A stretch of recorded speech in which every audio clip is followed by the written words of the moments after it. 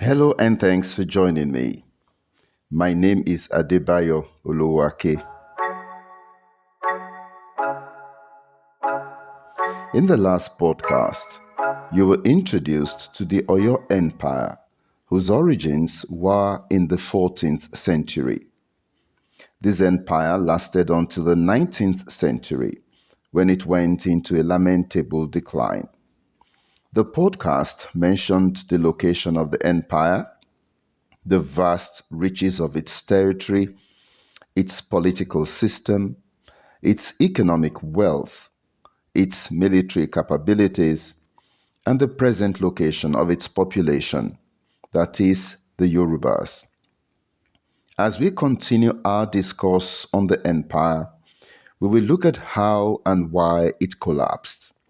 Remember that in the last podcast, we had said that the implosion did not happen due to the approach of British imperialism, but that it occurred due to internal wrangling, a break with tradition, and systemic weakness. How did a break with tradition contribute to the collapse of this once powerful imperial power? Let us rely on the accounts published by the respected Kemi Morgan.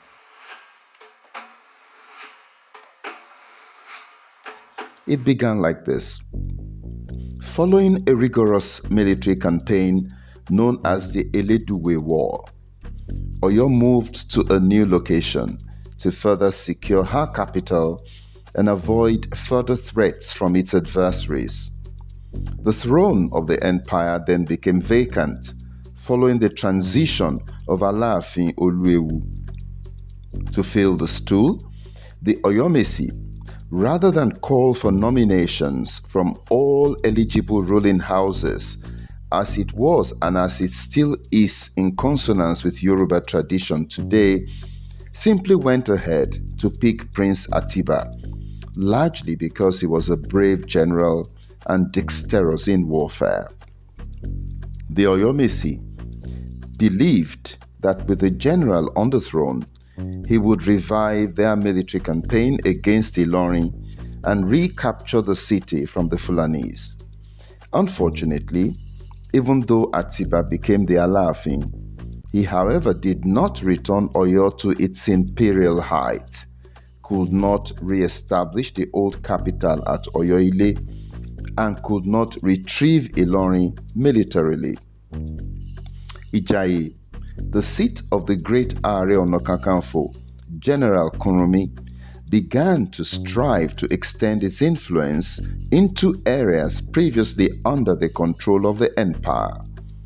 Ibadan soon joined Ijaye in this maneuvering as well, as the generals from that city also began extending their sphere of influence over towns previously controlled by the Alaafin. Alaafin Atiba was powerless to stop this internal wrangling, as he did not want to confront his commander-in-chief, nor was he eager to accost the city that provided most of his troops. It soon degenerated into a direct contest between both emerging powers of Ijaye and Ibadan, who accused each other of trying to prize territories away from their respective spheres of control within those areas adjacent to River Oshun and River Ogun. General Kunrumi proceeded to appointing his own officials, who began collecting taxes in the towns and villages west of the Oke-Ogun district. The Ibadan generals, on their part, did the same in the towns and villages east of the Ogun River, appointing agents known as Ajeles, who helped to extend Ibadan's control to the towns and villages of Ilesha, Akoko, and Ekiti.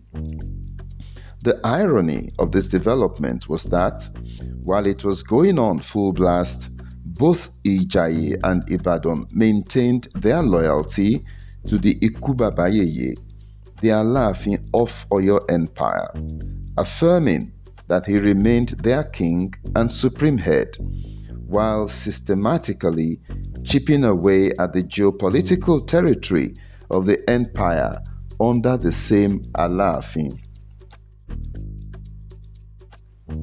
The Ibadan generals even went on to call a conference in 1855, according to Kemi Morgan, and to which they invited all the notable Yoruba towns and cities under the guise of trying to find lasting peace in Yorubaland. By that singular action, the power of the Alaafin to settle disputes and mete out punishment within Yorubaland had been finally usurped. In fact, delegates to the conference included those from Oyo, right under the nose of the Alaafin. Others came from Ijebu, Ife, Egbaland, and Ijaye.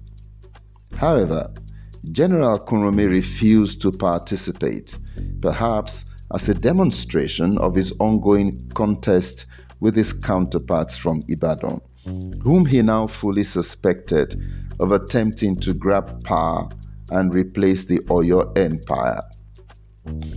When Alaafin Atiba grew old and began suspecting that if he died, his successor might not be able to guarantee the security of the new capital at Igboho, or that even such a successor might come from ruling houses that first settled in the new capital and therefore might want to lay claim to the throne, he schemed to have his own son replace him with the active support of the Ibadan generals. This was clearly a violation of tradition and what some might even consider sacrilegious, especially considering how Alaafin Atiba himself ascended the throne in the first place. Crown Prince Adelu thus succeeded his father to become the new Alaafin after the old king had passed on in 1859.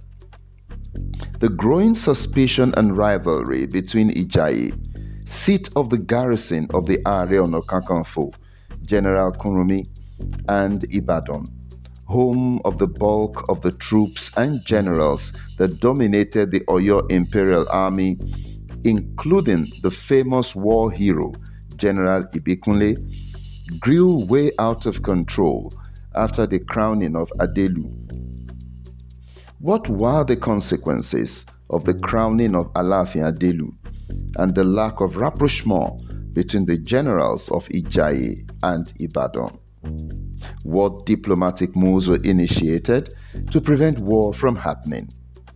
Who were the major actors on both sides? How did these contribute to the empire-splitting Ijaye War that finally ignited the process that some people believe ultimately led to the collapse of the Oyo Empire? You will have to listen to the next podcast to find out. With this, we have come to the end of this podcast. Thanks for listening, and as usual, please add any comments you have in the section below, including any information you think would further help shed more light on the topic. See you in the next podcast, and until then, stay safe.